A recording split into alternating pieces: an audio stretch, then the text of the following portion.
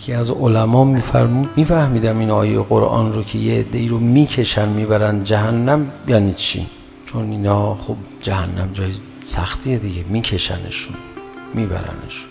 بعد آمده در قرآن که یه گروهی رو هم میکشن ببرن بهشت. بهشت دیگه کشیدن نداره که، راه رو نشون بده مثلا پرواز میکنه میره. اما من نمیفهمیدم تا اینکه این روایت رو دیدم.